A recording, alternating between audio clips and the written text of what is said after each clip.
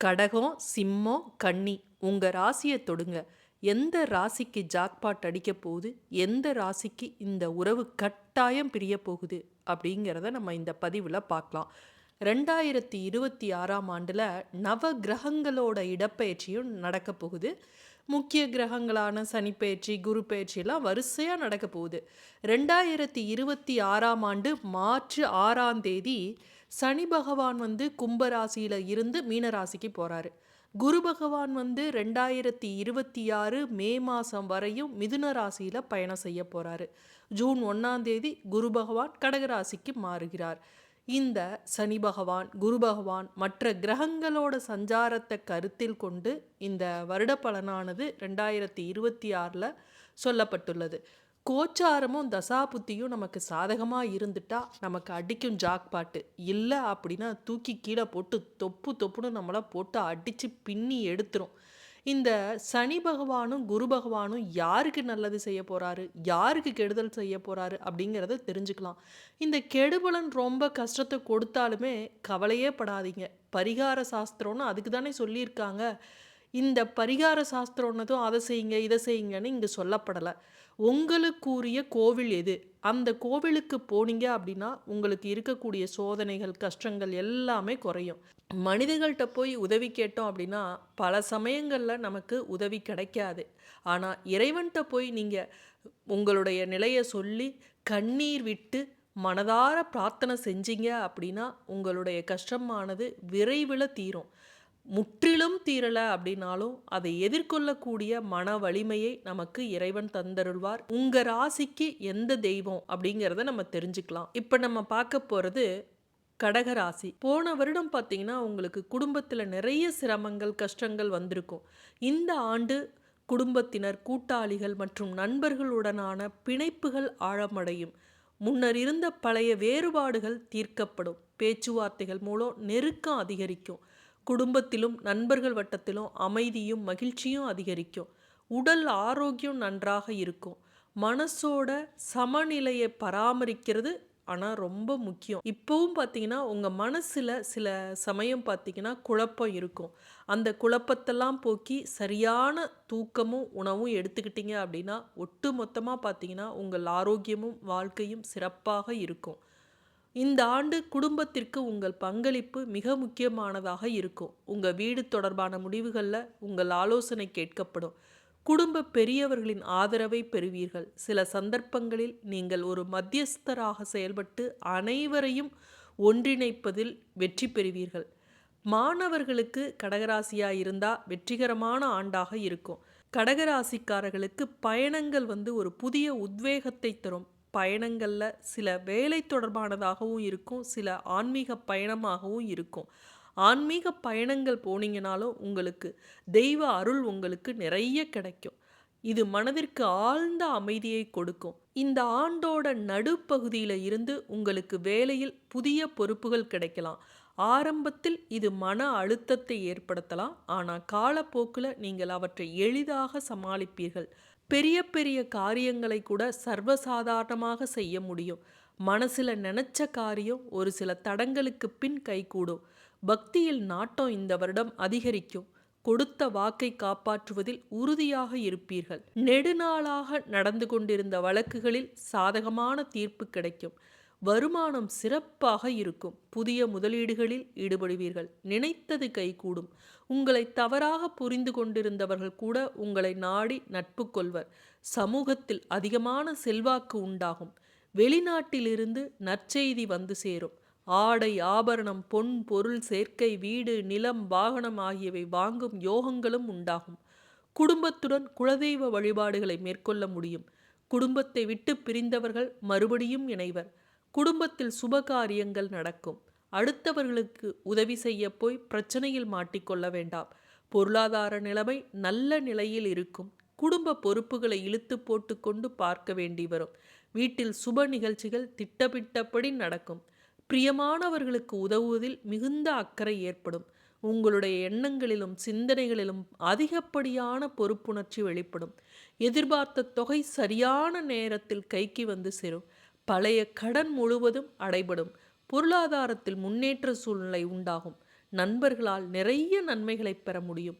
உறவினர்களுடன் இருந்து வந்த கருத்து மோதல்கள் நீங்கும். புதிதாக கடன் வாங்கும் சூழ்நிலை வரலாம். அப்படி கடன் ஏற்பட்டாலும் அதை சமாளிக்க முடியும். பண விரயங்கள் கூட சுப விரயங்களாக இருக்கும். வீட்டிற்கு தேவையான பொருட்களை வாங்க முடியும். பூர்வீக சொத்துக்கள் மூலம் பலன் கிடைக்கும்.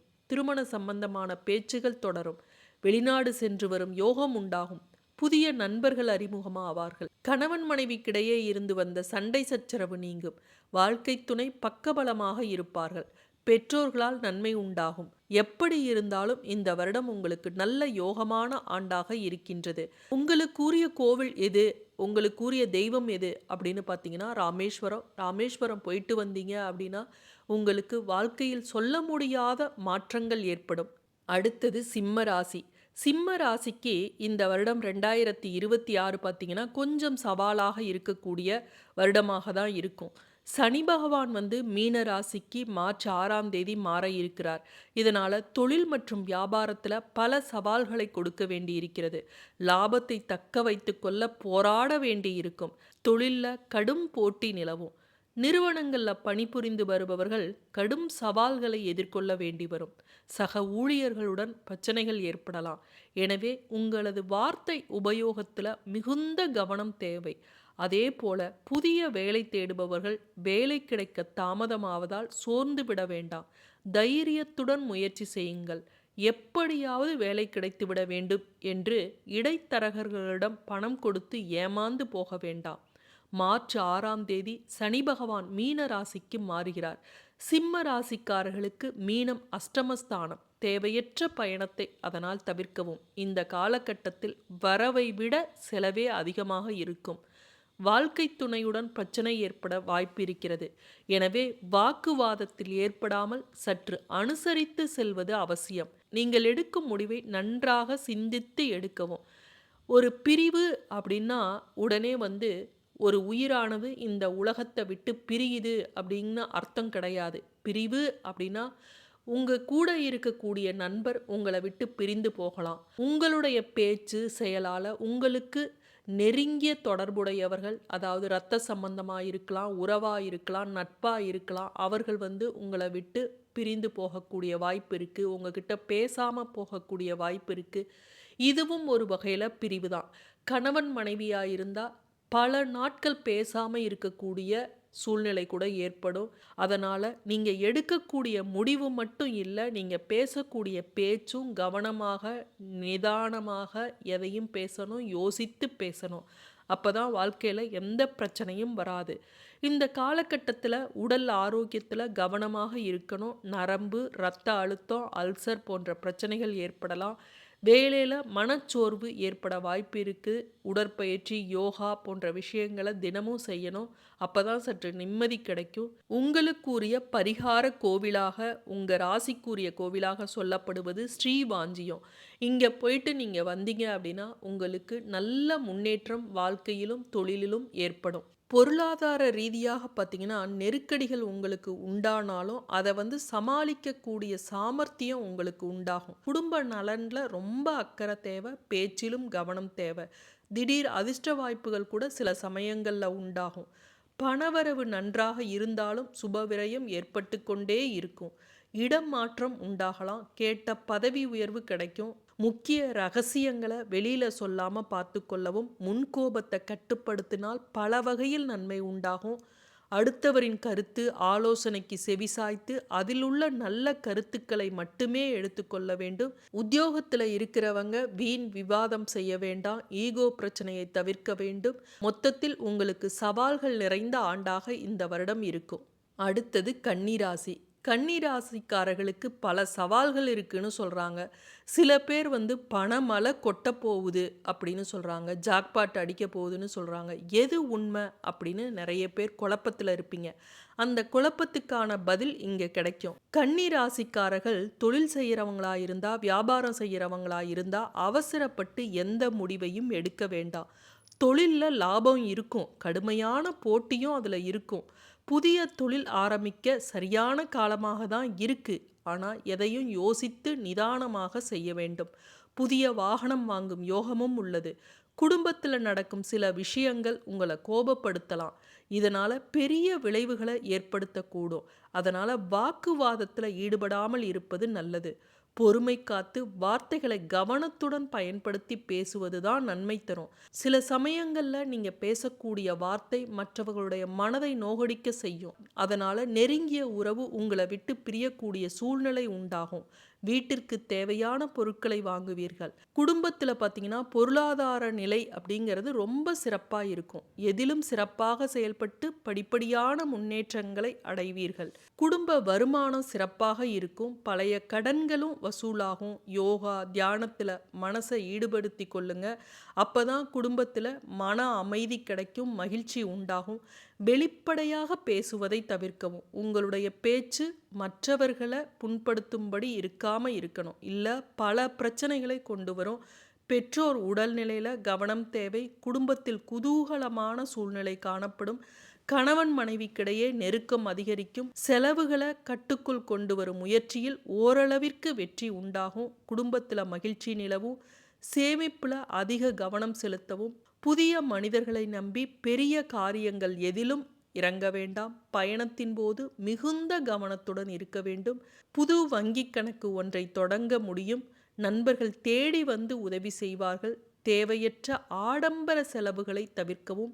முன்னோர் வழியில் சொத்து பிரச்சனை தீரும். சொத்து வழக்கில் சாதகமான தீர்ப்பு வரும். புதிய வண்டி வாகன சேர்க்கை உண்டு. வெளிநாடு சென்று வரும் பாக்கியம் கிடைக்கும். மனதில் தேவையில்லாத விஷயங்களை போட்டு குழப்பிக்கொள்ள வேண்டாம். மற்றவர்களிடம் பேசும்போது வார்த்தையை அளந்து பேசவும், விட்டு கொடுத்து போகவும். உறவினர்களிடம் மனஸ்தாபம் வர வாய்ப்புள்ளது. எப்போதும் சம்பந்தமில்லாத விஷயத்தில் கவனம் செலுத்த வேண்டாம். முக்கிய காரியங்களில் ஏதேனும் தடை ஏற்பட்டால் தெய்வ வழிபாட்டின் மூலம் அதை சரி செய்து கொள்ள வேண்டும். குடும்பத்தில் பிரச்சனைகள் ஏதும் வராமல் பார்த்து கொள்ளவும். கொடுக்கல் வாங்கலில் சிக்கலான சூழ்நிலையே காணப்படும். உத்தியோகத்தில் இருந்த சிக்கல்கள் நீங்கும். உத்தியோகத்தில் ஏற்றமான விஷயங்கள் நடக்கும். தொழில் வியாபாரம் தொடர்பான பயணம் ஏற்படும். உங்கள் கடுமையான உழைப்பால் இந்த ஆண்டு பல புதுமைகளை நிகழ்த்த முடியும். உங்களுக்குரிய பரிகார கோவில் எது அப்படின்னு பார்த்தீங்கன்னா திருக்கழுக்குன்றம். இங்கே போயிட்டு வந்தீங்க அப்படின்னா உங்கள் வாழ்க்கை சிறப்பாக இருக்கும். மீண்டும் அடுத்த காணொளியில் சந்திக்கும் வரை நன்றி, வணக்கம்.